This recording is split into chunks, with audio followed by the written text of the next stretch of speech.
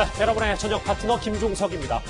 윤미향 당선인 의혹들이 눈덩이처럼 불어나고 있는 가운데 이 최초 의혹을 제기한 이용수 할머니가 안성 쉼터에 대해 대단하게 지었더라. 윤미향 사퇴 왜 안 되냐. 한 언론 인터뷰에서 이렇게 다시 한번 윤 당선인을 겨냥했습니다. 이 소식 준비했습니다. 그리고 오늘도 여러분의 댓글을 기다립니다. 뉴스탑10 유튜브 생방송에 의미 있는 댓글 남기시면 실시간으로 소개도 하고 질문도 받아보겠습니다. 멀리 가지 마십시오. 잠시 뒤 바로 돌아옵니다.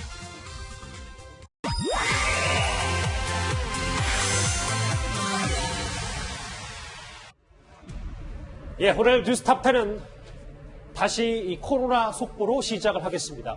이태원 클럽발 집단 감염은 다소 주춤하는데 이번에는 이 대형 병원입니다.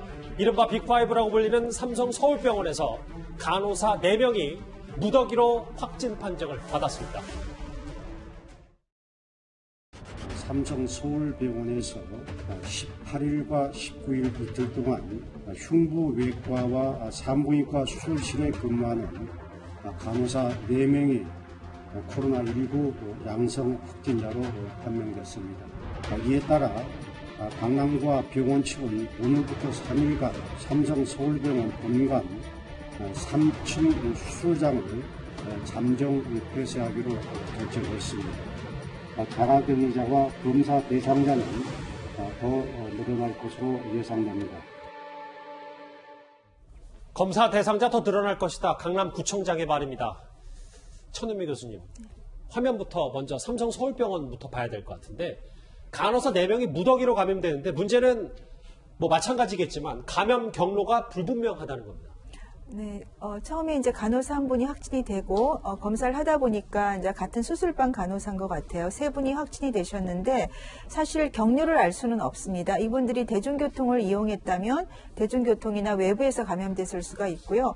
아니면 병원 원내에서 누군가에 의해서 지금 감염이 됐을 수도 있는데 병원 내에서도 이 중에 한 분, 간호사 중에 한 분이 목이 좀 불편하셨다고 했지만 검사를 안 하신 것 같아요. 그런 식으로. 네 분 가운데 한 분이 목이 좀 아팠군요. 예, 그렇지만 그 정도는 대부분 감기처럼 생각하기 때문에 안 받는 경우가 많을 겁니다. 그래서 어디서 감염된지 지금 알 수가 없기 때문에 주변 분들을 전부 검사를 해야 될 거고 또 만일에 병원 내에서 감염자가 없다면 외부에서 아까 말씀 대중교통이나 외부 시설 이용해서 감염됐을 확률도 분명히 있습니다. 그럼 제가 아까 보도 접하기로는 일단 황금 연휴 때 이태원 클럽은 안 다녀갔다. 4명 모두 다 그렇게 알고 있거든요. 네, 이태원 클럽과 관계가 없을 수도 있고요. 확인을 해보다 보면 이태원 클럽을 사람을 몇 명 건너서 좀 확인이 될 수도 있거든요. 그러니까 지금 조금 더 지켜봐야 될 것 같습니다. 근데 저희가 조금 더 걱정이 큰 이유가 삼성 서울병원에 대해서요. 화면 보시는 것처럼 흉부외과와 산부인과 수술에 참여했다. 이틀 전, 확진 판정 이틀 전에도 수술을 같이 했기 때문에 환자들의 상태는 어떨지 이것도 좀 걱정이 됩니다. 네, 수술방에서는 대부분 마스크랑 장갑을 착용하기 때문에 감염 위험은 매우 낮다고 생각합니다. 그렇지만 우리가 완전히 100%는 알 수 없는데 이 수술 파트가 본 흉부외과거든요. 흉부외과, 산부인과 대부분 암 환자 수술을 많이 하세요. 그렇죠. 대형 병원이어서 그래서 암 환자들 면역이 떨어져 있기 때문에 우리가 처음에 확진 검사에서 음성이 나오더라도 환자에 대해서는 철저하게 추가 확진이나 추가 경과를 꼭 관찰을 하는 것이 필요합니다. 그러니까 다른 것도 아닌 병원이기 때문에 좀 더 자가격리 대상과 검사 대상을 좀 늘려야 돼요. 늘려야 되고 그 환자들에 대해서도 수술받은 환자들에 대해서도 한 번 검사로 끝나는 것이 아니라 추후 검사가 꼭 필요할 것 같습니다. 장혜차 변호사님. 그래서 그런지 삼성 서울병원도 초동 조치를 좀 강하게 했는데 본관 3층 수술실을 포함해서 25개 시설을 모두 문을 닫았습니다. 네, 그리고 뿐만 아니라 오늘부터 3일 동안 신규 입원 환자의 접수를 받지 않게 됐습니다. 그런 부분 때문에 의료 공백 사태가 상당히 우려가 되는 것인데요. 지금 전문가들은 이 흉부외과 중증 환자들을 포함해서 수술이 시급한 환자들의 수술 지연되게 되는 것이 자칫하면 일부 환자들에게는 위중한 사태로 벌어질 수도 있다. 이런 부분을 또 지적을 하고 있고요.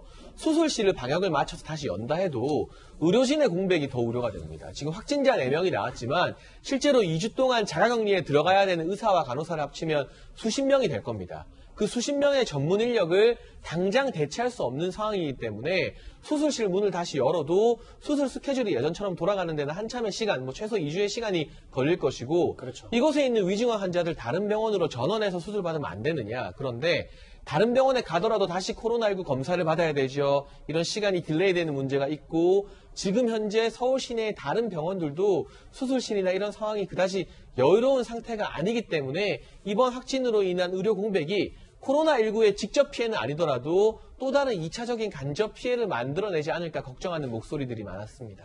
여기 보시면 저하고 이거 한번 짚어볼까요? 그러니까 삼성 서울병원 말고도 대형 병원인 여기 말고도 용인 강남병원에서도 지금 코로나가 확진자가 나왔어요. 전 교수님, 제가 기억을 되돌리긴 싫지만 메르스 때도 마찬가지고 당시에 의료진 감염, 의료진 집단 감염이 꽤 문제가 컸었는데 그게 지금 재발하면 안 될 텐데요. 그게 좀 제일 걱정인 것 같습니다. 네, 그 삼성 서울병원은 이제 수술방 내에서 조금 복한된 거기 때문에 조금 더 찾기가 쉬울 수가 있습니다. 그런데 용인 강남병원 같은 경우는 아마 환자들을 직접 검사하신 분이 감염이 되신 것 같고 또 이분들 대중교통을 출근을 하셨고 아마 노래방도 거치신 것 같아요. 그래서 그런 쪽에서 외부에서 감염됐을 확률도 분명히 있고 이 병원도 꽤 큰 병원으로 알려져 있기 때문에 그렇죠. 환자들이나 병원 직원들 쪽에서 확진자가 앞으로 나올 확률이 매우 높은 위험이 있습니다. 화면을 조금 더 자세히 보시면 삼성서울병원은 수술실 간호사, 간호사 4분이고요. 여기는 방사선사가 네. 지금 코로나에 노출이 됐습니다. 이현정 의원. 네. 일단 클럽발 확산세는 다소 주춤하더라도 이렇게 병원에서 아직 걱정할 수준은 아니라고 하더라도 저희는 우려가 되니까 일단 지금 40년 만에 석가탄실 비롯해서 지금 저 연등회가 취소가 됐습니다. 일단 이 병원 감염이라는 게 굉장히 위험한 게요. 아시겠지만 삼성 서울병원 같은 경우는 의사분 한 1,800분 정도 근무를 하세요. 이제 그러다 보니 이게 만약에 이제 확산세가 커질 경우에 이제 걷잡을 수 없다는 그런 위험성이 있는 것이고요. 우리가 4월 30일 날 원래 부처님 오신 날이었지 않습니까? 맞아요. 당시에는 사실은 아직까지 이제 사회적 거리두기를 해왔기 때문에 불교계가 일단 한 달 늦췄습니다. 5월 30일 날 일단 부처님 법요식을 하기로 했는데 문제는 그 전주에 이번 주 주말에 이제 가두행진을 이제 연등회를 하기로 했어요. 근데 지금 이태원발 지금 확산세가 좀 걷잡을 수 없는 데다가 내일부터 사실 이제 고3생에 대한 일단 개학을 하지 않습니까? 그렇게 되면 이제 외국 같은 경우는 지금 학교 개학 때문에 개학 이후에 또 확산세가 있어서 상당히 지금 긴장하고 있는 상황인데 예. 우리 같은 경우도 지금 처음으로 개학하는 거기 때문에 이게 어떻게 될지 상황이 모르거든요. 문제는 근데 이제 연등회를 하면 많은 불교계 학생들이나 이런 분들이 이제 동원이 됩니다.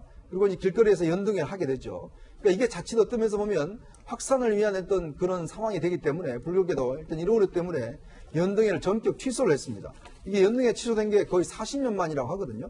그만큼 어떤 면에서 보면 좀 사회적 거리두기가 필요한 시점이다라는 걸 불교계가 인정한 것 같습니다. 잠시만요. 제가 좀 불가피하게 휴대전화를 들 수밖에 없습니다. 휴대전화에 저희 취재진의 이제 보고 제작진의 얘기는 삼성 서울병원 관련해서는 추가 확진자가 일단 아직까지는 나타나지 않고 검사 대상이 오전에 277명에서 600여 명으로 좀 늘어났습니다. 일단은 이 강남 서울병원발 이 코로나 공포도 좀 더 저희가 짚어봐야 될 것 같습니다. 여전히 코로나 공포에서 벗어나지 못하고 있는 미국 얘기를 잠깐 해볼까요? 이 트럼프 대통령이 보건당국의 경고에도 불구하고 이 말라리아 치료제를 열흘가량, 열흘 전부터 매일 복용하고 있다고 밝혔습니다. 화면 만나보겠습니다.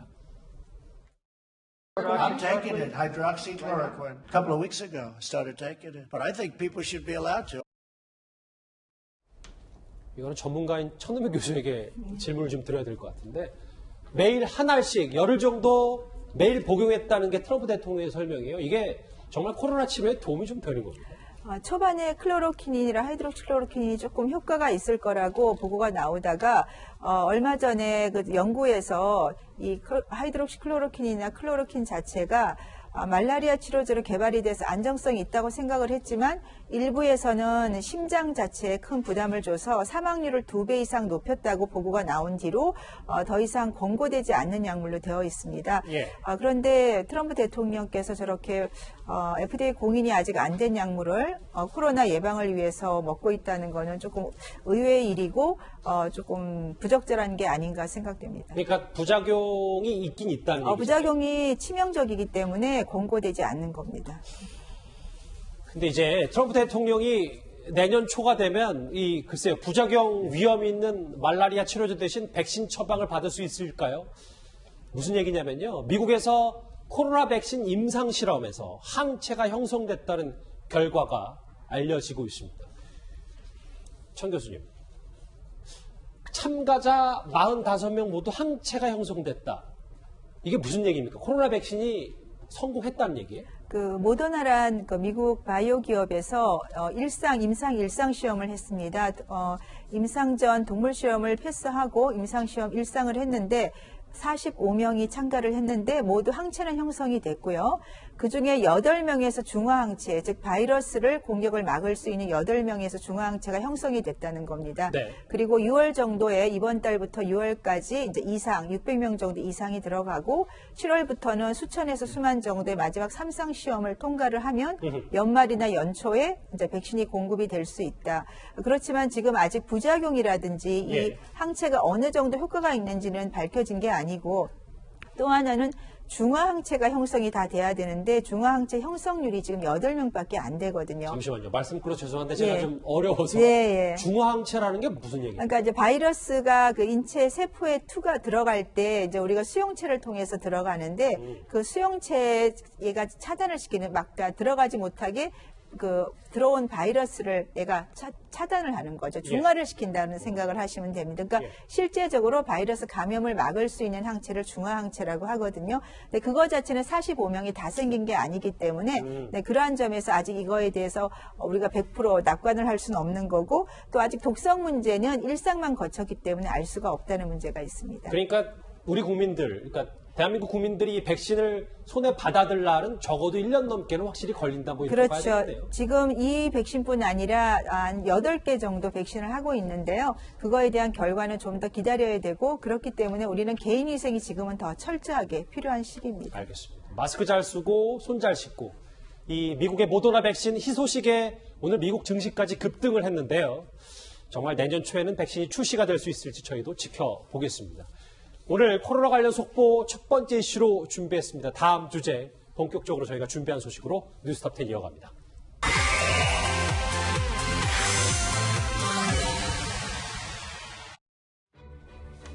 이 정의연의 기부금 논란이 어제는 이제 윤미향 당선인 개인집 구입 의혹으로까지 번졌습니다. 오늘 새롭게 알려진 사실은요. 두 차례 윤미향 당선인이 주택을 사면서 담보대출도 없었다. 이게 수상하다라는 게 야당의 문제제기입니다. 장혜철 평론가님, 저희가 그래픽으로 준비를 했는데 어떤 게 조금 야당의 문제제기인지 좀 자세히 설명을 좀 부탁드리겠습니다. 우선 보세요. 윤미향 당선인이 1999년부터 2002년까지는 경기도 수원의 빌라 하나와 아파트를 2개를 보유하고 있었습니다. 1가구 2주택이었던 거죠. 그리고 이 빌라는 매각을 하고요. 2012년에 아파트를 가지고 있는 상태에서 수원의 또 다른 아파트를 경매로 낙찰받았습니다.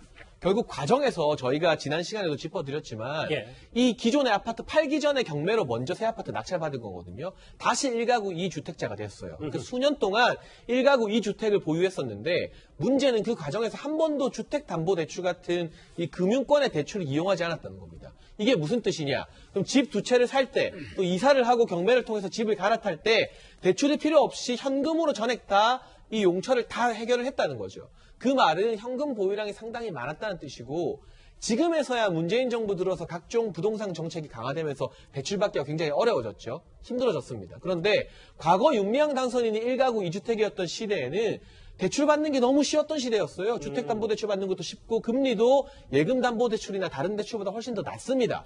지금도 주택담보대출의 금리가 일반 다른 대출보다 훨씬 낮아요.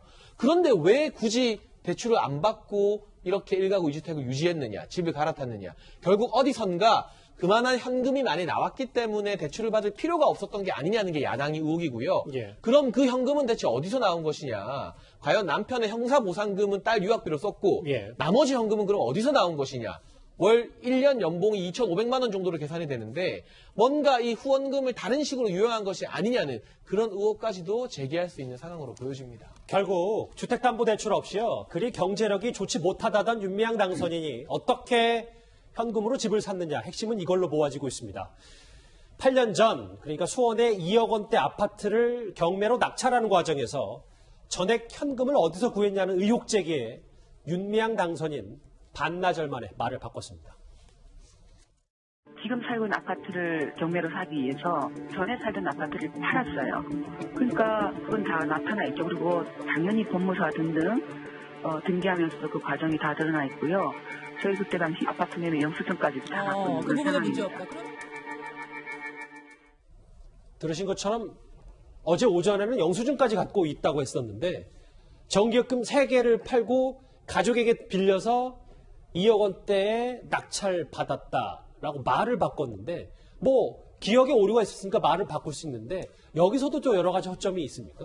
글쎄, 근데 처음에 저렇게 얘기를 했을 때 살던 집을 팔아서 경매장을 충동했다. 그러니까 살던 집 팔아서 새 집 샀다. 그게 일반적인 사례거든요. 예. 대개 그렇게 하지 않습니까? 그래서 살던 집이 안 팔리면 아주 애먹고 뭐 여기저기 대출도 받기도 하는데 이분은 그 1가구 이주를 2번씩 했어요. 처음에는 2년 3개월 동안, 그 다음은 9개월 동안. 그 얘기는 집이 안 팔렸다는 걸 충분히 알고 있었거든요. 근데 일반과 마찬가지로 기존 집 팔아서 새 집 샀다 이렇게 얘기를 했는데 이게 지금 시차가 안 맞으니까 지금 다시 정기예금을 해지했고 뭐 가족에 빌렸고 얘기를 하는데 문제는 뭐 어느 것이 진실인지는 현재로서 모르겠습니다만 우리가 재판할 때도 그렇고 수사할 때도 그렇습니다.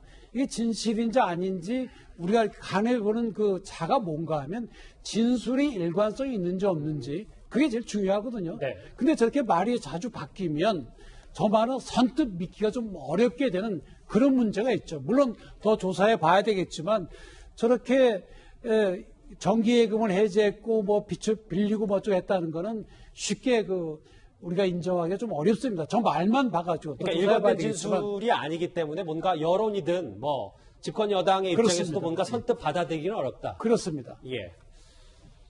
그래서 그런지 야당은 일단 윤미향 당선인의 이 현금 출처를 계속해서 의심하고 있습니다.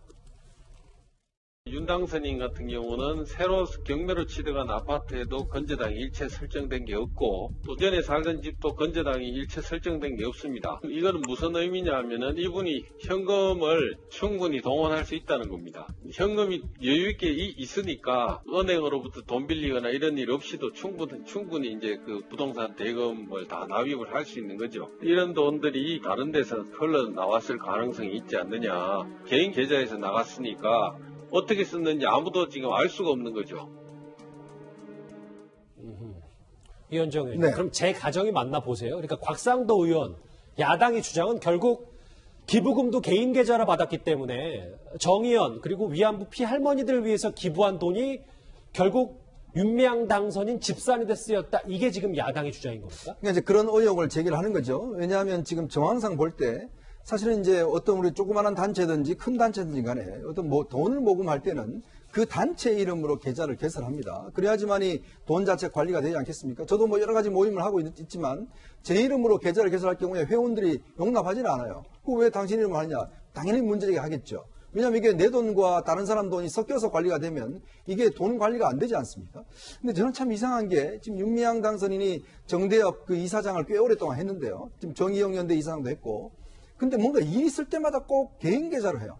베트남에 무슨 우물 파준다는 그 사업을 하면서 그것도 개인 계좌로 돈을 모금합니다. 아, 그것도 개인 계좌? 네, 1,700만 원 정도 모금을 해요. 근데 그 중에서 1,200만 원만 전달합니다. 그 나머지 돈은 어디 가는지 모르겠어요. 자, 김복동 할머니 돌아가셨을 때 그 부조금을 개인적으로 또 모금을 합니다. 개인 계좌를. 그다음에 또 할머니들 미국 가고 뭐 유럽 갈 때 또 할머니들 뭐 이게 업그레이드 해줄 때 필요합니다라고 해서 또 개인 계좌로 돈을 걷어요.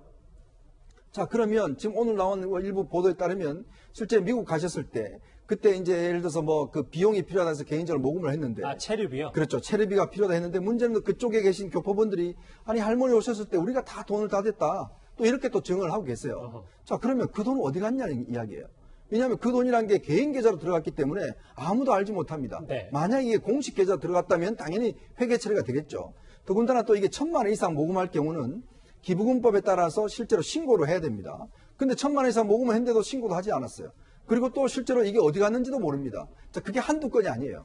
특히 김복동 할머니 돌아가실 때는 그 계좌에서 돈이 수억 원 정도 모금이 됐습니다. 그거 가지고 돈 중에서 일부 조항금으로 주기도 했어요. 자, 그러면 그 돈이 어떻게 쓰여졌는지 그리고 또 이 계좌를 일부 또 더불어민주당 의원들이 자기 SNS에 또 홍보까지 했습니다. 자, 윤미향 씨 개인 계좌로 돈을 좀 넣어주세요. 라고 하고 본인들도 또 이게 홍보까지 했어요. 예. 자, 그러니까 지금 야당에서는 이렇게 윤미향 당선이 어떤 면에서 보면 담보대출도 없고 하는 등등을 보면 뭔가 개인적인 어떤 이런 돈들을 실제 사용하지 않겠는가 이런 지금 의문을 갖고 있는 거죠. 이 비슷한 이슈가 불거질 때마다 항상 강조하지만요. 의혹 자체보다는 사실 당사자의 태도가 더 문제가 되는 경우가 참 많습니다. 박지원 의원의 목소리입니다. 윤미향 당선인도 자꾸 언론에 나와서 이 말 저 말 변명하는 것이 오히려 의혹을 키우고 있기 때문에 좀 신중할 필요가 있다. 저는 그렇게 봅니다. 애초에 이 지금 글쎄요, 집한돈 논란 말고 그 전에 미국 유학 보낸 딸 얘기했을 때도 원래는 장학금 받았다가 나중에 남편 보상비로 냈다 그랬잖아요.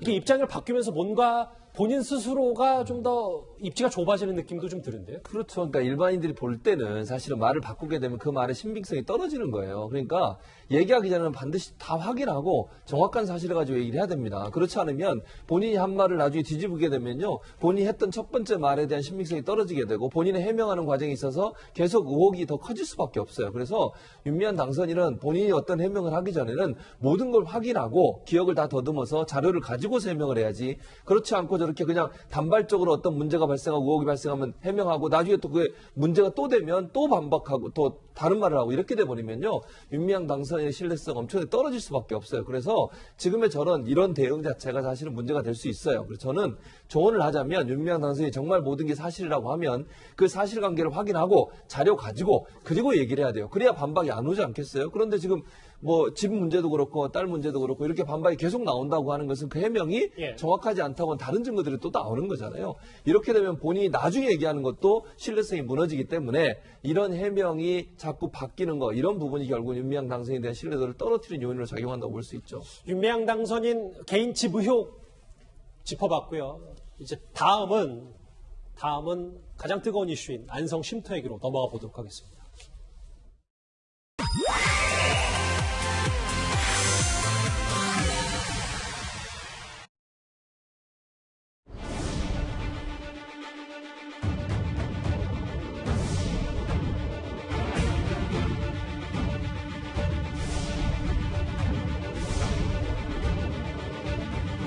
할머니들 그런 건강 상황 또 2015 한일 합의가 생기고 더 이상 이제 그곳을 힐링센터 프로그램으로 진행할 수 없게 됐던 그런 상황이 벌어진 거죠.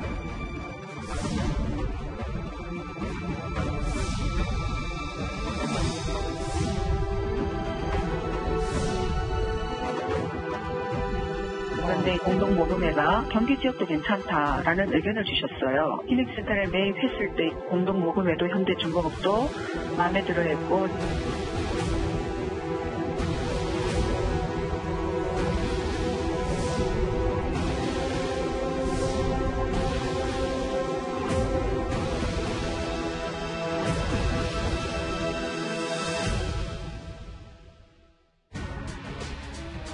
이 정의원과 관련된 각종 회계 문제들은 안성 쉼터에서도 있었습니다. 어떻게 운영을 했길래 5년 전 회계평가에서 낙제점을 받고도 지정조차 하지 않고 고쳐지지 않았는지 이 부분을 좀 들여다봐야 될 것 같습니다. 그래서 장혜철 평론가입니다. 회계평가에서 F를 받았거든요. 어떤 문제가 좀 있었던 겁니까? 이 안성 쉼터예요? 우선 이 사회복지 공동모금회에서 뭐라 말했냐면 지원 대상 단체가 회계평가에서 F를 받는 거 흔치 않은 일이라고 했습니다. 그러니까 F를 받는 것 자체가 우리가 대학교 학점도 F면 낙제잖아요. 그렇죠. 말 그대로 미비 정도가 아니라 완전히 낙제점을 받았다는 것인데 구체적인 것을 한번 살펴보게 되면요. 생존자 활용률 미흡. 그러니까 이 원래 목적인 피해자 할머니들이 쉼터를 거의 이용하지 않았다는 거죠.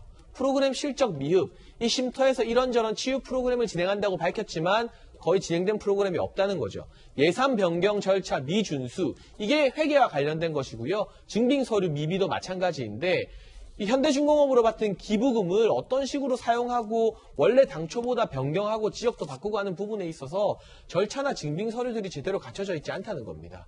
그래서 회계평가가 F가 나온 것이고 이 사업평가가 C가 나온 것도 저는 점수를 후하게 준 것으로 오히려 보여지는데 지적하고 싶은 문제는 바로 이겁니다. 공동모금회에서 F 점수가 나왔으면 강력한 시정조치가 있었어야 되잖아요.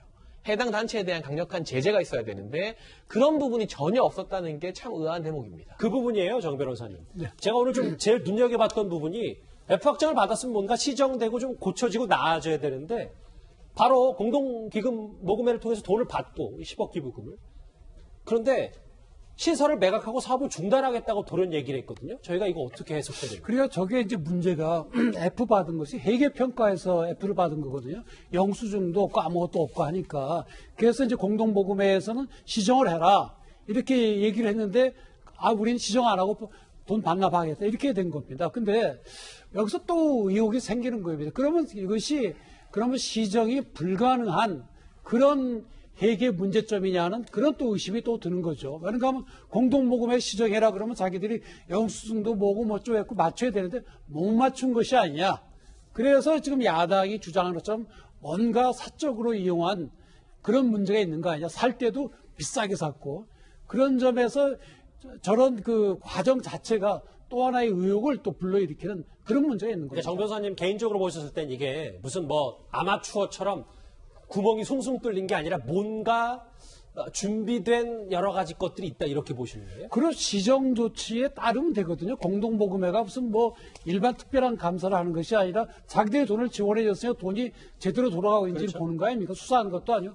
그러면 대부분의 그런 그 시민사회단체도 거기에 맞추면 돼요. 그러면 그 돈도 또 적절하게 사용할 수 있는 거 아닙니까? 근데 그거를 우리는 못하겠다고 반납하겠다. 그건 그 회계 처리를 고칠 수가 없다는 거죠. 일부에서는 그래서 횡령 가능성까지 거론되고 있는 상황입니다. 여전히 법인이 따로 존재하는 정대협에서 해마다 뭉칫돈이 사라졌다는 의혹까지 있습니다.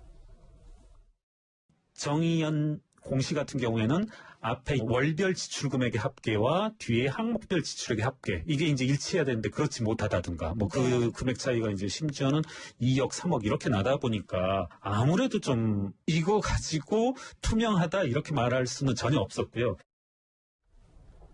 여기 좀 구별해서 볼게요. 여기는 정의원이 아니라 정대협이잖아요. 정대협에서도 2억 6천만 원이 사라졌다. 사라진 돈이 왜 이렇게 많은 겁니까? 저는 참 이게 이상한 게요. 2015년도에 정의기억기금이라고 있었습니다. 자, 그 단체와 그다음에 정대협 이 두 단체가 합쳐서 현재 정의기억연대로 통합했습니다. 그러니까 그렇게 발족을 했거든요. 근데 문제는 그 이후에 보니까 정대협 법인을 그냥 살려놨어요. 이 공익법인을 계속 살려놓은 겁니다. 저는 이해가 이 똑같은 거예요. 사실은 이사장도 지금 윤미향 씨고 이쪽 이사장도 윤미향 씨예요. 그러니까 똑같은 지금 어쩌면 종이의 암띠면을 그대로 살려둔 겁니다. 근데 문제는 이 기관을 살려두면서 사업은 또 따로 했어요. 정부에서 돈 받을 때 정대협도 돈 다르고 정의기억연대 사업 달라요. 그리고 지금 보면 정대협은 지금 또 회계가 또 다르게 이제 구성을 한 겁니다. 근데 지금 이제 김경률 지금 참여연대 전 실행위원이 이제 이 회계사 출신이거든요. 이분이 지난 2015년부터 2019년까지 정대협의 회계 자료만 분석을 해봤어요. 그랬더니 원래 우리가 회계를 하면 1년 동안 어느 정도 쓰고 남은 돈 같은 경우는 이제 그 다음에로 이월하지 않습니까? 그렇죠. 그럼 이월 자금을 당연히 표시를 해줘야죠. 그게 정상이죠. 그렇죠. 그럼 뭐 이거는 기본입니다. 이거는 회계를 모르는 저 같은 경우도 당연히 이걸 하는 건데 문제는 이월된 돈이 없다는 거죠. 자, 그렇게 해서 5년 동안 해서 누락된 돈이 얼마냐면 2억 6천만 원이나 없어졌다는 거예요. 자, 저는 이게 정대협의 회계사가 분명히 있을 겁니다. 어떤 회계사가 이런 회계를 하는지 좀 이해는 못하겠어요. 과연 또 이런 회계를 지금 감시해야 될 국세청 이런 데서 가만 놔두는지도 모르겠고. 근데 세상에 생각해 보십시오. 아니, 전년도 써서 남은 돈을 당연히 그 다음에는 이월해야 되는데 이월한 돈이 없어지고 또 시작하고 또 이월해야 되는데 또 없어지고 그렇게 해서 2억 6천만 원이 없어졌다? 도대체 이 돈 어디 간 겁니까? 그래서 지금 화면에 보시는 것처럼 아까 잠깐 그래픽이 나갔지만 답안지를 내놓으라고 했더니 원숭이나 이제 팽수가 그려져 있는 상황이다. 글쎄요. 이게 얼마나 회계 자료가 부실한지를 이렇게 김경률 위원장이 비유까지 했습니다. 그런데 다시 이제 본질로 좀 돌아볼까요? 이 완성쉼터를 매입하는 과정을 두고 이 정의연 측과 공동보금의 주장도 엇갈리고 있습니다. 처음에 이제 현대중공업에서 그것을 그 땅을 박물관 옆에 건물을 책정을 잘못했던 것 같아요. 예산 조사를 10억으로 그 마포의 어느 곳에도 그 집을 살 수도 없었고요. 그런데 이 공동모금회가 경기 지역도 괜찮다라는 의견을 주셨어요. 사업을 집행해야 하는 한정 기간이 있었어요. 그 기간을 넘으면 또 문제가 되는 기능센터에 매입했을 때 공동모금회도 현대중공업도 마음에 들어했고. 어제 저희가 이 시간에 최 교수님 마포에 당시 10억으로 살 수 있는 전원주택들이 꽤 있었다는 얘기를 제가 전해 들었었거든요. 근데 또 다른 얘기가 나오는 건 굳이 근데 마포에 쉼터가 또 하나 있는데도 굳이 왜 또 안성이 갔는지, 그럼 안성은 무슨 연결고리가 있는지 글쎄요. 그러니까 이제 첫 번째 아까 말씀하신 건 마포에도 그 당시에 10억 원 정도 되면 단독주택을 구입할 수 있는 정도의 집들이 있었다. 이 부분은 뭐 어느 정도 타당한 것 같아요. 그러면 저는 해명을 저렇게 할 게 아니라 만약에 본인이 정말 해명을 한다고 하면 그 정도 규모, 어느 정도 규모의 집이 필요한데 그 집을 마포에 있는 지역에서 10억으로 살 수 없다. 이러면 어느 정도 또 이해가 돼요. 근데 그냥 마포에 10억 원짜리 그 단독주택을 살 수 없는 것처럼 얘기가 되면서 이게 논란이 되는 거잖아요. 예를 들면 뭐 규모가 어느 정도 방이 몇 개 있어야 되고 이래야 되는데 그 정도 규모를 마포에 10억에 살 수 없다. 이건 뭐 어느 정도 설득력이 있다고 봐요. 근데 그냥 마포에는 이게 없었다고 하는 게 첫째는 문제고, 두 번째 지금 말씀하신 건 마포에 이미 명성교회 14억 얼마를 주고 쉼터용으로, 물론 소유는 명성교회가 하고 사용권을 넘겨줬어요. 네. 거기에 실제 거주도 하셨고 그런 쉼터가 있었음에도 불구하고 왜 그러면 마포 이걸 또 구입하려고 했을까 하는 부분에 또 논란이 있는 거예요. 그리고 왜 현대중공업엔 그런 필요하다고 얘기를 해서 그걸 받았는지, 물론 뭐 그런 얘기를 있더라고요. 김북동 할머님이 현대중공업에 만나서 회장하고 만나서 얘기하는 과정에 쉼터가 필요하다고 말씀을 하셨고 도와달라는 얘기를 듣고 현대중공업이 돈을 지급하게 됐고, 그러니까 기부하게 됐고 그 기부금으로 가지고 이제 살려고 했는데 굳이 그럼 마포에 이미 쉼터가 있는 상태에서 그 돈을 받을 필요가 있었을까? 또는 아예 그러면 현대중공업에 다른 용도로 쓰겠다고 얘기를 하고 그걸 뭐 사용하든지 이런 방법이 있었을 텐데 굳이 쉼터를 안성에 마련한 것 자체가 사실은 좀 설득력이 떨어진다, 이런 논란이 있는 거죠 지금. 근데 설득력이 떨어진 것도 떨어지는 거지만 네. 그래서 안성에 열심히 졌는데 지금 제목에 보면 회계평가도 F등급을 받은 거잖아요. 그렇죠. 결국은. 네. 그러니까 실제로는 쉼터로 활용을 못한 거죠. 그리고 실제 활용한 내용을 보니까 본인들 뭐 예를 들면 워크숍 같은 거 하고 뭐 몇 번 할머님들이 안 간 건 아니지만 아주 소규모로 가서 조금 가셔서 일을 하셨다 보니까 사실은 쉼터에서 역할을 제대로 못했다고밖에 볼 수 없는 거죠. 말씀하셨던 그 부분이에요. 이 사실 돈과 관련된 논란도 논란이지만 더 본질적인 문제는 이 안성 쉼터를 할머니들이 거의 쓰지 않았다는 사실입니다. 속에는 할머니들과 청년 나비들이 만나서 모임을 하기도 했고요. 예. 또 그 평택의 기치촌 할머니들, 우리 할머니들이 만나서 교류 프로그램을 갖기도 하고, 근데 이제 할머니들 그런 건강 상황, 또 2015 한일 합의가 생기고 등등 더 이상 이제 그곳을 힐링센터 프로그램으로 진행할 수 없게 됐던 그런 상황이 벌어진 거죠. 장현철 평론가님, 이거는 저하고 같이 보셔야 될 것 같은데, 글쎄요, 시각에 따라 물론 다를 수는 있는데 인테리어까지 꽤 많은 고급 자재를 썼다거나 안성 쉼터가 고령의 위안부 피해 할머니들이 쓰기에는 좀 다소 부족한 면면들이 있긴 있는 것 같거든요. 할머니들 걷는 거 많이 힘들어하세요. 그런데 보면 외부 계단 같은 경우도 철제 구조물이 있고 저 계단 같은 데서 넘어지거나 저 구조물에 부딪히면 어떡하실까 하는 걱정이 많이 들고, 실내에도 철제 난간이 있고 나무 계단이 있습니다. 이게 사실 위안부 피해 할머니들뿐만이 아니라 일반 고연령 노인들이 생활하기에도 적합한 구조는 아닌 것으로 보이거든요. 할머니들을 위해서 매입한 쉼터가 저런 구조로 돼 있는 데에서 고개가 좀 갸우뚱거리게 되고, 예. 실내 구조도 구조지만 위치가 너무 외졌습니다. 살펴보게 되면 시외버스 종점에서도 1km 이상 떨어진 곳이라고 하는데 뭐 차를 타고 가면 괜찮다고 말씀하실 수도 있습니다. 그런데 언론에서 확인해 보니까 이 굽이길이라고 하죠. 곡선, 구불구불한 곡선을 지나야 되는 굽이길이 저 안성 쉼터까지 거의 10km 정도 펼쳐져 있어서요. 차를 타고 이동해도 할머니들이 멀미를 느끼고 제대로 편하게 안성 쉼터까지 가기 상당히 힘든 위치라고 합니다. 그렇다면 도대체 어떤 측면에서 이 정의연, 당시 정대협은 저곳이 할머니들을 위한 안성맞춤의 장소라고 생각을 했던 것일까? 본인들이 먼저 제안받았다고 하는데 공동복지회에서는 경기도 먼저 제안한 적도 없다고 밝히고 있고, 참 이해가 안 가는 것들이 너무나 파면 팔수록 더 많이 나오고 있는 상황입니다. 이 사실 주말 사이에 안성 쉼터 논란이 꽤 크게 불거지면서 윤미향 당선인을 향한 의혹의 목소리가 좀 더 커지고 있죠. 그런데 이 의혹들은 안성 쉼터를 소개해 준 것으로 알려진 민주당의 이규민 당선인에게도 불똥이 튀고 있습니다. 공식 페이스북에 입장 올렸고요. 여기서 이거 인터뷰할 자리는 아닌 것 같아요. 제가 소개할 부분이 아니라 가격을 모르니까 소개만 해주고요. 당내에서 좀 여론이 바뀌고 있는데요. 그런 상황이 아닌 것 같으니까 한번 나중에. 그 당 지도부랑 혹시 좀 소명을 하셨어요? 추가적으로? 당 지도부에 좀 소명을 하셨나요? 한 말씀 부탁드릴게요, 당선인. 일단 뭐 취재진이 이제 계속해서 질문을 공세를 퍼부었는데 일단은 소개만 해준 거다라는 게 이 이규민 당선인의 주장이거든요. 뭐 제가 다 읽지는 않겠습니다만 당내에서도 꽤 뭐 비판 여론이 있나 봅니다. 그러니까 지금 이제 옛날에 김의겸 전 청와대 대변인 같은 경우는 이제 부동산 문제 때문에 공천을 못 받고 결국 열린민주당으로 가서 지금 비례대표 4번이었는데 결국 국회의원이 못 됐지 않습니까? 자, 그러면 그때는 부동산 문제 때문에 예를 들어서 김의겸 전 청와대 대변인을 이제 공천 배제시켜 놔놓고 이규민 이 당선자는 왜 가만두느냐 뭐 이런 여론이 있는데 특히 이규민 당선자가 이제 이재명 경기지사와 친합니다. 자, 그렇다 보니까 이제 당원들 내부에서는 또 이재명 이쪽 친문 진영에서는 이재명 지사에 대한 이제 싫어하는 분들이 많지 않습니까? 그렇다 보니 또 이제 이규민 당선자를 공격하는 지금 권리당원들의 지금 그림 잠시만요. 그러니까 이규민 당선인이 이 민주당 내부에서는 뭐 진문 친문이 아닌 이재명계로 분류되는 인물. 그렇습니다. 이 경기도 이제 거기에 그러니까 있기 때문에 이제 유일하게 지금 이재명계로 이제 분류가 되고 있는 분이거든요. 예. 이제 그렇기 때문에 이제 당내에서는 이제 이 당원들이 이제 굉장히 이제 이규민 당선인을 향한 이제 아주 이 비판적인 이야기를 많이 올라오고 있는데 모르겠습니다. 지금 이제 과연 그러면 이 집 자체가 보면 이 안성신문이라고 이제 운영을 했지 않습니까? 이미 그렇죠. 당선인이. 근데 거기 안성신문의 운영위원장 하는 분이 건설업을 하시는 분이에요. 이제 그분이 소유한 집입니다. 이 집 자체가.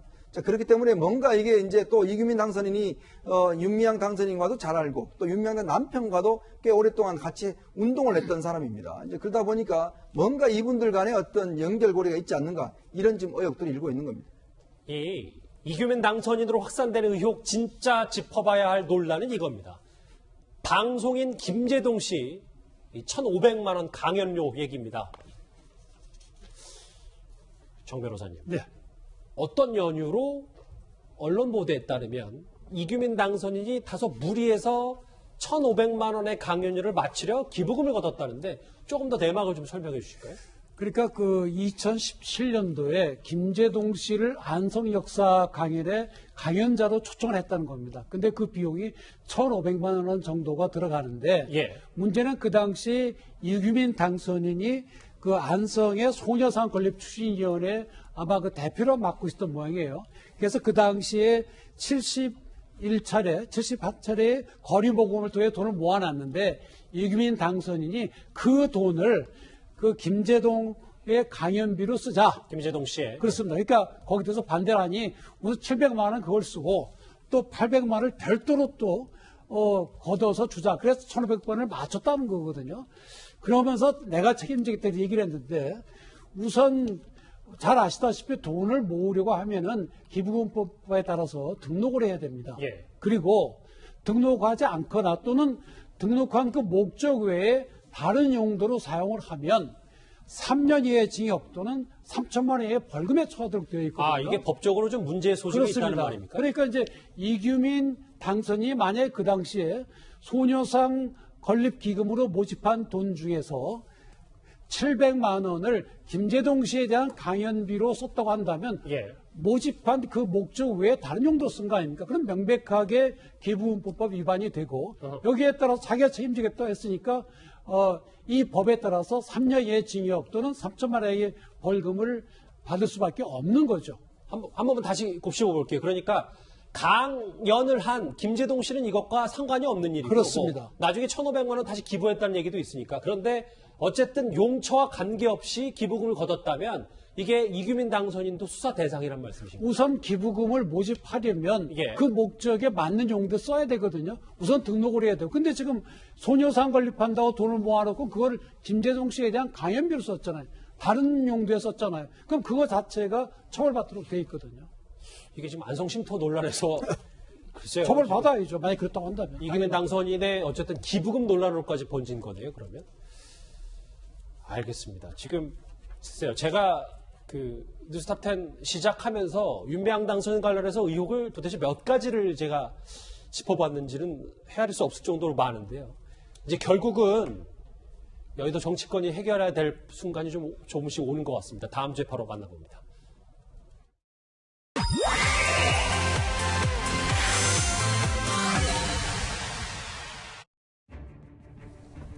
예. 먼저 뉴스탑진이 뽑은 5위. 이 얘기부터 먼저 해보겠습니다.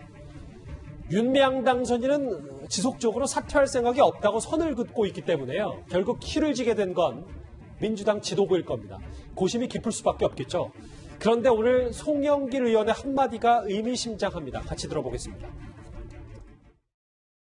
세계상의 문제 같은 것들은 투명하게 할 필요가 있는데 이 어려운 시기에 이 위안부 문제를 가지고 이렇게 싸워왔던 한 시민운동가의 삶에 대한 최소한의 A가 있어야 된다. 자기 아버지를 고용해서 뭐 월급을 300, 400, 연봉 7,500점 줬다면 저도 당연히 이거 큰 문제라고 봤을 텐데 보니까 6년 동안 120만 원 실제로 우리가 생각할 때는 그 힐링센터를 자기처럼 살면서 돈을 이렇게 받았단 말이야 이렇게 딱 오해할 수 있게 된 거 아니겠어요?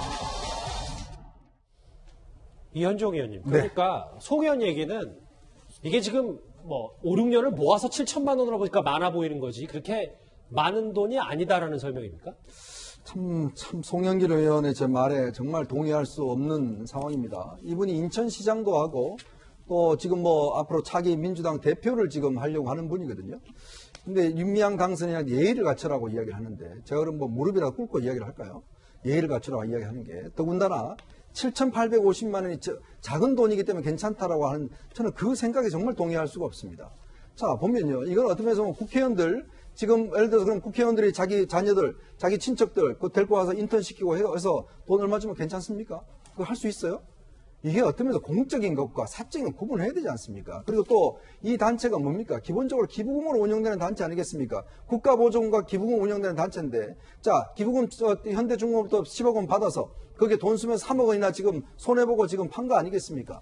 자, 근데 그걸 가지고 지금 윤미향 당선인이 자기 아버지한테 저걸 관리를 맡겨서 7,850만 원을 줬다는 거 아니겠어요? 그게 괜찮다고요? 다 그렇게 할 수 있습니까? 목적이 오르면 그 과정은 아무 소용이 없습니까? 저는 이제 이런 식의 사고방식 때문에 문제가 저는 비롯된다고 보는 거예요. 예. 왜냐하면 이분들은요, 지금 집권 여당의 대표가 되려고 하는 분입니다. 핵심 당직자고. 그리고 인천시장까지 한 분이에요. 어떻게 이런 생각을 가지고 있죠? 저는 정말 송영길 의원이 예의를 갖추라고 하는 이야기가 정말 저는 이해가 안 되고 더군다나 이 7,850만 원이 뭐가 문제냐고 하는 그 문제식 저는 정말 동의할 수 없습니다. 장혜철 평론가님, 송 의원의 입장은 좀 뭐 만약에 제가 이해하자면 이런 것도 같더라고요. 그러니까 어쨌든 윤미향 당선이 30년 가까이 그 위안부 문제 투쟁에 앞장서왔기 때문에 그 진위는 훼손하지 말고 예의를 갖춰라.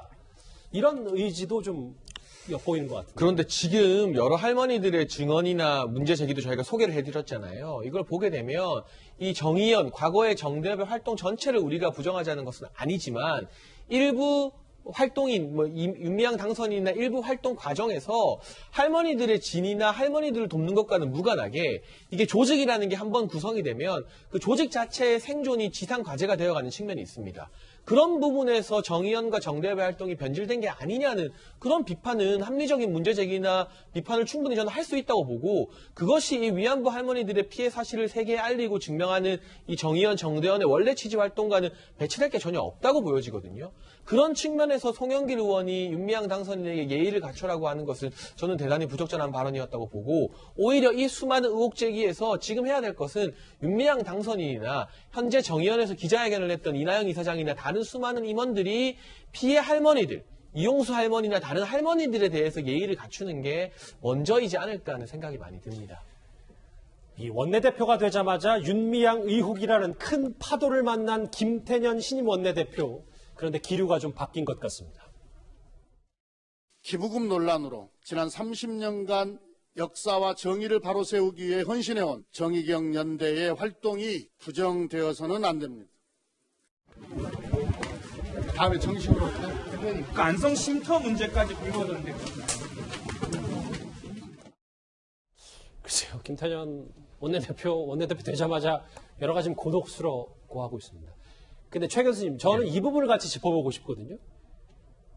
이 민주당 대표인 이해찬 대표는 심각하게 검토할 부분이 아니다. 상황을 좀 지켜보자라는 이 한 언론 보도가 나왔고 이낙연 당선인은 강한 조사가 필요하다라고 했다가 YTN과의 인터뷰가 사실과 좀 다르다라고 부인까지 했어요. 근데 어쨌든 미묘한 좀 온도차가 있습니다. 그렇죠. 미묘한 온도차가 보이는데 저는 이제 민주당의 이해찬 대표도 상황을 좀 더 보자. 이 부분에 또 저는 또 방점을 주고 싶어요. 그러니까 지금 현재 상황에서 입장을 내기보다는 앞으로 추이를 더 보겠다는 걸로 보이지는데 저는 상황이 점점점 악화될 가능성이 더 높다고 봐요. 그러니까 이낙연 위원장이 주장하고 있는 것처럼 어쨌든 당 차원에서 뭔가 조사를 하거나 아니면 사실관계 확인이 먼저 이루어져야 된다. 일부 지금 송영길 의원처럼 일부 의원들이 개별적으로 나와서 얘기하시는 것들이 민주당이 전체 입장처럼 오해되고 이해될 수 있는 그런 문제점이 있지 않습니까? 김태년 원내대표도 지금 적극적으로 말을 안 하잖아요. 말을 아끼고 있는 이유가 뭐겠습니까? 내부 검토에 들어갔다고 저는 봐요. 이 문제가 어떻게 파장을 가져올지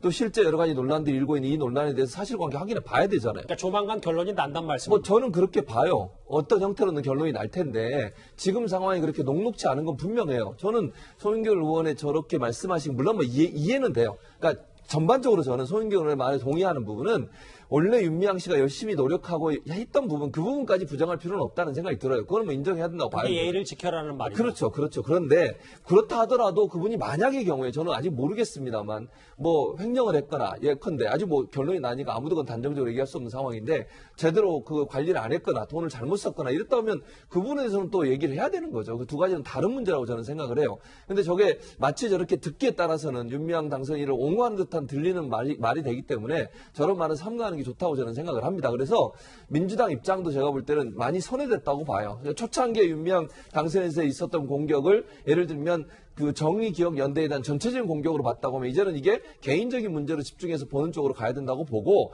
뭐 보수든 아니면 보수 진영이든 보수 언론이든 그쪽으로 저는 집중적으로 얘기해야 되고 민주당도 그쪽을 좀 더 검토를 해야 된다고 봅니다. 일단 여당의 기본 입장은 이렇고 청와대는요, 이현정 의원님. 네. 아직 정리된 게 없고 윤미향 당선인이 당선자, 그러니까 여당의 당선인이기 때문에 당에서 대응을 하고 있다. 청와대의 이런 입장을 어떻게 저희가 볼 수 있을까요? 일단 뭐 청와대 입장에서는 아직 당의 문제이기 때문에 직접적으로 언급을 하는 것 자체가 적절하지 않다고 봅니다. 근데 이 문제는 이게 전국 운영 전체에 이제 영향을 미칠 수 있는 사안으로 점점 확대되고 있다는 게 이제 아마 청와대의 고민일 겁니다. 아시겠지만 어제 5.18 기념식에서 문재인 대통령이 정말 요즘 많이 피곤하신 것 같아요. 입도 부르뜨고 하는 그런 모습을 보여주셨는데 예. 문제는 지금 코로나 정국의 어떤 그 경제 극복을 위해서 어쩌면 청와대나 여당이 힘을 모아야 될 때 아니겠습니까? 근데 지금 이 문제가 계속되어 버리면 어떤 면에서 보면 그동안 우리가 조국 사태 때 공정과 정의의 가치가 상당히 무너졌다고 생각이 드는데 이 문제는 또 한편으로 보면 지금 일본과의 관계도 문제가 걸려 있는 것이고요. 또 그동안 사실상 30년 동안 어떤 면에서 뭐 위안부 운동 자체가 한일 관계에 굉장히 밀접하게 영향을 미쳤거든요. 예. 그럼 이 문제가 이 미칠 영향 파급이 상당합니다. 그랬을 경우에 아마 저는 뭐 겉으로는 저렇게 이야기를 하지만 내부적으로는 당과 상당히 의견을 조율하고 있지 않는가. 왜냐하면 이게 오래되면 될수록 정권의 부담은 상당히 증가할 거기 때문에 저는 뭐 조만간 아마 입장이 나오지 않을까 그런 예상입니다. 그러니까 윤미향 당선인이 뭐 절대 비교를 하자는 건 아니지만 조국 전 장관처럼 되게 상징적인 인물로 보기는 어려우니 청와대든 당에서든 결정을 빨리 할 수밖에 없을 것이다. 뭐 이런 말씀입니까? 그렇죠. 조국 전 장관 같은 경우는 사실은 뭐 정권의 핵심 인사였고 그것이 정권한테 또 청와대에 민정수석을 했기 때문에 바로 타격을 입는 상황이지만 지금 윤미향 지금 당선인의 문제는 일단 시민단체의 문제지 않습니까? 그러니까 청와대가 직접적으로 받을 영향 없죠. 근데 문제는 어제부터 더불어시민당과 더불어민주당이 선관위에 일단 합당 신고를 했습니다. 그래서 지금 윤미향 당선인의 직함이 더불어민주당 당선이잖아요. 그렇습니다. 이게 이제 집권 여당의 이제 당선이 돼버리고 만약에 이제 이게 5월 30일부터는 국회의원이 됩니다. 자, 그랬을 경우는 이제 이게 여당한테 미칠 수 있는 영향이 크기 때문에 아마 그 전에 해결하려고 하지 않을까 싶습니다. 반면 미래통합당은요, 오늘 오전 윤미향 당선인을 겨냥한 국정조사까지 추진한다고 밝혔습니다. 그런데 반나절도 안 돼서 철회를 했습니다. 정의기억연대 관계자분들의 노고는 일본군 위안부에 관해 국제사회의 관심과 연대를 이끌어낸 아름다운 동행이었습니다. 이 아름다운 동행이 현재 진행되는 논란으로 빛을 잃어서는 절대 안 됩니다. 관할 당국과 검찰은 조사와 수사를 시작한 만큼 흔들림 없이 하루빨리 모든 의혹에 대해서 철저히 규명해야 할 것입니다. 윤미향, 정의연 의혹 진상규명 TF를 구성했습니다. 예, 장혜식 평론가님. 윤주경 당선이야 뭐 윤봉길 의사의 손녀 딸이니까 뭔가 상징적인 의미도 있을 텐데 저는 이 부분을 좀 집중하고 싶거든요. 국정조사 추진 계획은 너무 많이 나갔다. 당내에서 왜 이런 목소리 나온 겁니까? 저는 두 가지로 해석을 하는데요. 저도 참 많이 물어봤을 거 아니에요. 당직자들에게. 예. 대체 왜 이렇게 오락가락한 모습을 보이느냐. 그런데 우선 총선에서의 대패 이후 지금 미래통합당 내부에 여러 가지 위축된 모습들, 소극적인 패배주의가 있는 게 아닌가 개인적으로 좀 분석이 되는 것 같습니다. 검찰 수사가 시작됐고 그렇게 되면 굉장히 빠른 시일 안에 이 개인 계좌 관련해서는 결과가 나올 수 있는데 국정조사를 통해서 21대 국회 시작하자마자 그러니까 국정조사를 빌미로 만약 여당과 협의하지 않는 모습 보여준다면 또다시 야당이 발목 잡는다는 비판을 받고 역풍을 맞게 되는 것이 아닐까 하는 그런 우려를 미래통합당 내부에서 또 상당히 하고 있는 것 같고요. 그리고 또 한 가지는 지금 이 윤미향 당선인을 공격하는 이 보수 진영의 당선인 면면을 보면 기존의 뭐 곽상도 의원 등도 날카롭게 지적하고 있지만 미래한국당 출신들이 상당히 뼈아픈 지적들을 많이 하고 있어요. 지금 나오고 있는 윤주경 당선인도 그렇고 미래한국당에서 과거 뭐 이 여권에서 개인 계좌로 모금한 거 독려한 거 아니냐 이런 지적도 미래한국당 당선인이 하고 있고 그런 것들을 보게 되면 지금 미래통합당과 미래한국당의 이 통합 논의가 묘한 길으로 흘러가고 있잖아요. 이 상황에서 자칫 국정조사나 이런 것들을 가는 게 TF까지 구성한 미래한국당의 주도권을 너무 많이 내주는 것이 아닌가 하는 그러한 당내 내부적인 우려도 갑작스러운 이 기류 변화에 조금은 반영이 되어 있지 않은가 싶습니다. 잠시만요. 이렇게 짧게요. 그러니까 미래통합당, 미래한국당 뭐 어쨌든 야당이 자신감만 있었으면 국정조사 더 밀어붙였을 거란 말입니다. 지금 어떻게 보면 미래한국당은 자신감 있게 나오고 있어요. 알겠습니다. 당선인들만 가지고 TF 구성하고 있는데 미래통합당이 여러 가지 이 통합의 이유라던가 역풍 등을 우려한 이유로 조금 위축된 모습을 보이고 있는 감이 없지 않아 보입니다. 저희가 여의도 정치권과 청와대 지금 이 윤미향 당선인을 둘러싼 얘기를 하나씩 해보겠는데 검찰 쪽을 좀 살펴볼까요? 시민사회단체들이 윤미향 당선인을 계속해서 고발하고 있습니다. 검찰은 윤미향 당선인과 정의연을 직접 수사하기로 결정했습니다.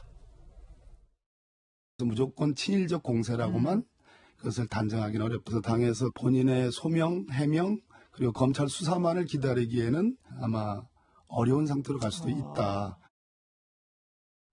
정 변호사님, 사실 말이야 뭐 직접 수사라고 했지 검찰 내부에서는 이거 뭐 압수수색하고 뭐 검사 2명이면 할 수 있는 단순 사건이라는 평가까지. 뭐 그렇게 복잡한 사건은 아닙니다. 왜 그런가 하면 결국엔 회계와 관련된 문제 아닙니까? 그러니까 결국엔 정의기억연대의 계좌 또 윤미향 당선인 이렇게 두 개를 갖다 놓고 영수증을 비교해보면 금방 나오는 거거든요. 그래서 순서도 그래요.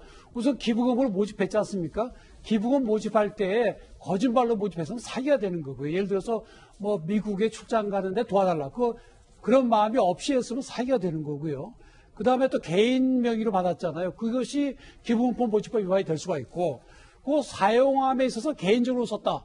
그럼 업무상행령이 되는 거고요. 또 기부금법 모집법 위반도 되고, 또 안성쉼터의 경우에는 저거를 비싸게 사고 싸게 팔았다. 그러면 업무상 배임이 되는 거고, 그 과정에서 뭐 수수료, 리베이트를 받았다. 그럼 배임 수수가 되는 거죠. 그래서 뭐 어려운 사건이 아니기 때문에 검찰에 서둘러서 하면은 이제 빠른 시일 내에 결과가 나올 수 있을 걸로 보입니다. 그러니까 다시 한번 이 그래픽을 한번 정 변호사님 볼까요? 횡령 배임 뭐 고의성 여부인데 뭐 단순 사건이라고도 지금 정 변호사님 평가하셨잖아요. 그러면 이게 자칫 뭐 정치적 논란으로 둘러싸게끔은 변질이 안 될 가능성이 큰 거네요. 그러면. 검찰이 그러니까 집권당의 눈치를 보지 않고 그냥 일반 사건으로 보고하면 금방 처리할 수 있는 사건입니다. 정의연의 이건 친일파와 반일의 문제가 아니지 않습니까? 예. 그냥 이 사람이 돈을 딴 데 썼는지 이 정의기억연대가 제대로 쓰니 그것만 보면 되는 거기 때문에 간단한 사건이죠. 근데 거기에 정치적인 걸 대입을 하면 수사가 굉장히 어려워지는 겁니다. 일단 수사가 그리 어려운 건 아니다. 그렇습니다. 그래서 검찰이 일단 직접 수사까지 나서고 있습니다. 여당, 청와대, 검찰의 입장들을 하나하나씩 살펴봤습니다. 저희가 긴 시간 이 윤미향 당선인 관련 의혹들을 하나하나씩 뜯어봤는데요. 관련해서 댓글 5개가 들어왔습니다. 하나씩 만나볼까요? 이해찬 대표님, 이 정도 가지고 오라고요? 도덕적 잣대가 이 정도라니 참 허탈하다. 예. 남편 일감 몰아주고 부친 일자리 만들어주고 국회의원 배치까지 사리사욕의 끝판왕이다. 윤미향 당선인에게 예의 갖추라는 송영길 의원. 예의 갖출 사람은 윤미향 당선인이 아닌 이용수 할머니다. 아까 장혜차 변호관의 분석과 똑같은 얘기를 하시는 댓글도 있고. 예, 또 하나 볼까요? 미래한국당 윤주경 당선인이 팔걷고 나섰는데 윤복일 의사 손녀에게도 토착 왜구라고 비난할 거냐? 마지막 보겠습니다. 작년에 조국 때문에 죽은 정의와 공정, 올해 윤미향 당선인 한 번 더 죽이네. 오늘 그래서 댓글 5개는 거의 다 비판 일색인 것 같은데요. 윤미향 당선인의 거취가 어느 정도까지 결론이 나기 전까지 논란 쉽게 가라앉지 않을 것 같습니다. 관련 소식 여기서 정리하고요. 오늘 뉴스 톱10이 뽑은 10가지 소식 말고 어떤 이슈들이 실시간 검색어를 장식하고 있는지 하나씩 보겠습니다. 오늘 삼성서울병원의 이름이 가장 맨 위에 올라와 있고요. 미국의 백신 회사 이제 모더나가 지금 올라와 있습니다. 뭐 열애설이 나온 배우도 있고요. 내일 이제 고3의 개학을 앞두고 윤의 그 부총리의 이름도 같이 실시간 검색어에 올라와 있습니다. 실검은 여기서 정리하고요. 다음 주제 이 얘기 오랜만에 서초동을 한번 가보겠습니다.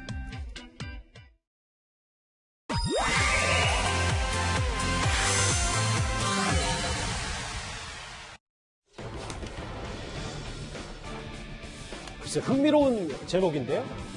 이번 총선이 집권 여당의 압승으로 끝나면서 일부 여권 인사들 총선이 끝나자마자 윤석열 총장이 사퇴해야 한다 이런 목소리까지 냈었습니다. 얼마 안 남은 7월 통상적인 검찰의 고위급 인사를 앞두고 검찰 안팎에 또다시 묘한 긴장감이 흐르고 있습니다. 제가 위반한 것이 아니고요. 검찰총장이 저의 명을 거역한 것입니다. 이제는 가즈라 그냥 가야 되는 거예요. 그렇지 않나요? 윤석열 기다려 가야 되는 겁니다. 화면 저 얘기를 본격적으로 해보기 전에요. 이현정 의원님. 네. 제목 얘기부터 해볼게요. 글쎄요.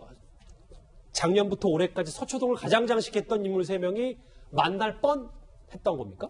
얼마 전에 이제 권재진 전 법무장관께서 이제 돌아가셔서 아산병원에 이제 상가가 있었고요. 또 박상기 전 법무장관의 이제 모친 사항이 연세 세브란스 병원에서 이제 있었습니다. 이제 그렇다 보니까 윤석열 검찰총장이나 이런 이 추미애 장관 같은 경우에 이제 아마 조문을 양쪽에 이제 갔어야 되는데 문제는 이제 박상기 전 법무장관 모친 사항 같은 경우에 이게 이제 역대에서 만약 3사람이서 어쩌면 다 인연이 있거든요. 예. 이제 그렇다 보니 이 3사람에서 상당히 좀 조문을 같이 가면 상당히 만났을 뻔했던 그런 상황이 이제 연출이 됐는데 물론 뭐 아마 시간은 다 다르게 해서 실제로 이제 만나지는 않았습니다만은 원래 이런 좀 VIP들이 올 때는 대충 언제쯤 간다 해서 시간을 서로 좀 물밑에서 맞추는 게 있습니다. 예. 사실 뭐 만났으면 얼마나 좀 분위기가 썰렁했겠습니까? 이제 그렇다 보니까 만날 뻔한 그런 상황이 벌어졌습니다. 장혜철 평론가님. 그런데 여기 조국 전 장관이 뭐 윤석열 총장이나 추미애 장관과는 마주하지 못했다고 하더라도 글쎄요, 아들 허위 인턴 의혹과도 뭐 여러 가지 연관이 있는 한인석 연주권 장관은 뭐 만났다고 하는데 어쨌든 시간 조율이 또 공교롭게 잘 됐네요. 그런데 사실 한인섭 형사정책연구원장도 지금 윤석열 총장이나 그 측근들과는 상당히 껄끄러운 사이거든요. 예. 특히 이 조국 전 장관 아들 인턴 증명서와 관련해서 직접적으로 조사를 받는 그런 대상이기도 합니다. 그리고 얼마 동안은 사실 이 문제가 논란이 불거졌을 때 지난해에는 한동안 두문불출해서 잘 모습을 보이지 않았던 것으로도 화제가 되어서 저희가 소개해드렸던 그런 기억도 나는데 뭐 조국 전 장관이나 추미애 법무부 장관과는 마주치면 워낙 껄끄러운 상황 그리고 사실 그 만남 자체에 언론의 관심이 워낙 집중될 게 뻔하기 때문에 조국 전 장관이 지금 아직도 재판이 좀 진행 중이잖아요. 그렇죠. 사전에 어느 정도의 조율은 있었을 것으로 보여지고요. 이 한인섭 연구원장 같은 경우는 그런 정도의 케이스는 아니기 때문에 저 자리에서 얼굴을 마주하게 되지 않은가 싶습니다. 그런데 정탄 변호사님, 그럼 네. 저희가 준비한 본격적인 얘기를 좀 해봐야 될 것 같은데 지금 사실 지난 올해 초죠. 그러니까 추미애 장관의 뭐 인사 태풍 여러 가지 윤석열 측근들의 뭐 손발 다리가 다 잘라졌다라는 평가가 좀 많았었는데 그런데 7월 인사에 또다시 수사팀이 교체된다. 어떤 연유에서 이런 내용이 나온 겁니까? 뭐 장관 입장으로서는 가장 쓸 수 있는 제일 큰 힘이 인사권이죠. 근데 지금 뭐 얼마 안 됐는데 또 하겠다는 얘기는 결국은 정치적으로만 본다면 그럴지 모르겠지만 결국에는 자기 말을 잘 안 듣는 총장 쪽의 힘을 약화시키고 장관이 직접 통제할 수 있는 그런 시스템을 가겠다는 것이 아닌가 뭐 그런 의심이 드는 거죠. 근데 오늘 나온 얘기 들으면 순환보직이라는 게 있는데 그게 뭔가 봤더니 뭐 보직을 순환한다는 것인데 근데 그 내용을 보면 검사장을 임기를 정해서 그 임기 동안 와서 검사장을 하고 그 끝나면 또 일반 평검사를 하고 뭐 이렇게 한다는 거예요. 그게 이제 법원에서 일부 하고 예를 들어 법원장을 지내고 예, 고등법원 부장을 지내고 뭐 이런 식으로 한다는 것인데 저게 과연 가능할지 굉장히 의문이고요. 그게 검사장을 이렇게 돌아가면서 할 수 있는 것인가? 그 굉장히 의문입니다. 오히려 이게 검사장의 힘을 빼고 검사 도일체의 원칙으로서 검사가 하나의 조직으로 막는 거 아니냐? 그런 의심을 이제 품을 수밖에 없는 거고요. 권역별 검사제는 예를 들어서 검사들이 난 고향이 경상도, 그러니까 여기 계속 근무하게 해달라. 그럼 거기 근무하고 나는 충청도에 여기 근무하게 되면 거기에 하겠다는 건데 저거는 사실 개별 검사 입장에서 그렇게만 하면 좋은데 문제는 거기 그렇게 근무해도 검찰총장이나 근무되는데 지장이 없어야 되는 거죠. 그래서 우리 법원의 경우에 향토법관제를 만든 적이 있거든요. 그 대법관도 시키고. 근데 문제가 이제 지역에서의 부패거리가 된다는 게 문제인 거죠. 그래서 권역별 검사제의 경우에 그 지역에서 그런 부패거리 어떻게 그걸 막느냐. 그게 이제 쟁점이 될 걸로 보입니다. 정 변호사님 검찰 출신이잖아요. 그러니까 네, 그렇습니다. 저희가 이 주제를 택한 이유도 바로 이제 질문들이 이 내용이에요. 그러면 이렇게 되면 앞으로 뭐 권력형 비리라든지 혹은 앞으로 있을 문재인 정부에 관련된 뭐 울산시장 선거 개입 의혹이나 혹은 뭐 아직도 진행 중인 재판도 진행 중인 유재수 전 부시장 감찰무마 사건도 이 흐름이 특수통들을 없애면 뭔가 힘을 뺄 수 있는 부분. 적어도 순환보직제도를 도입한다고 한다면 힘이 빠지겠죠. 왜냐하면 임기를 딱 정해서 그 다음엔 더 이상 검사장을 못하고 뭘 맡을지도 모르거든요. 그러니까 지금 사실은 검사는 계급이 검사와 검찰총장 두 개밖에 없습니다. 나머지는 보직이거든요. 근데 검사장을 했다가 그 다음에 당신은 저 시골 가서 검사해라. 이런 쪽으로 가능하거든요. 그렇게 되면은 검사장이 강력하게 뭘 해나가기는 좀 어렵죠. 알겠습니다. 오랜만에 추미애 장관과 윤석열 총장 얘기, 검찰의 인사 얘기 핵심만 짚어봤습니다. 자, 뉴스탑10 이제 마지막 주제가 기다리고 있습니다.